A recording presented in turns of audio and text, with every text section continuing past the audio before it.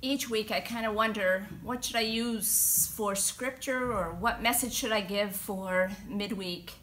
And I kind of wait and see what the Spirit leads me to. And so today I'm going to talk about something that people generally don't like to talk about, me included.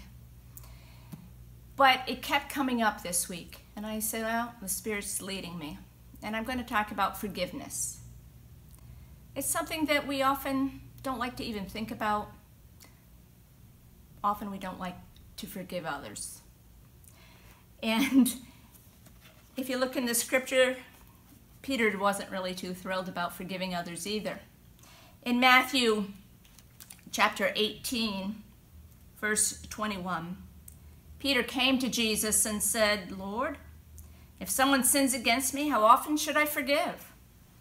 As many as 7 times?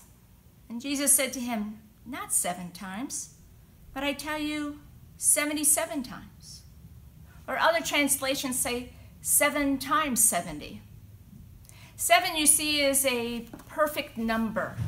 And so Peter was trying to be magnanimous, and 7 times, that's an awful lot.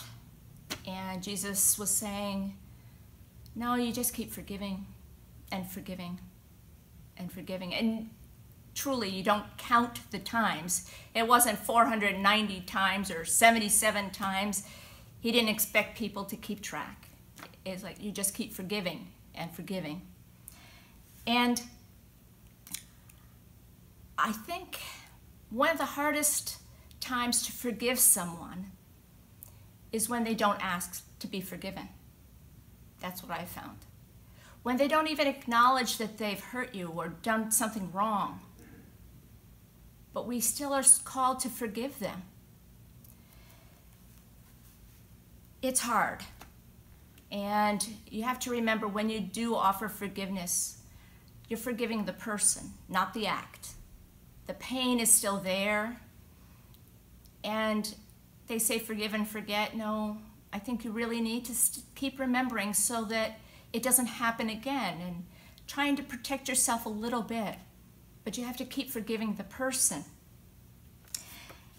And I ran across this from Frederick Buechner, who is one of my favorite writers, lives right here in Rupert, Vermont.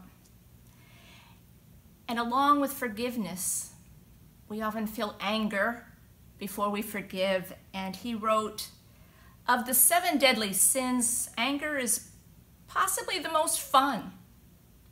To lick your wounds, to smack your lips over grievances long past, to roll your tongue at the prospect of bitter confrontations still to come, to savor to the last toothsome morsel both the pain you are given and the pain you will give back. In many ways, it's a feast fit for a king. The chief drawback is that what you are wolfing down is yourself. The skeleton at the feast is you.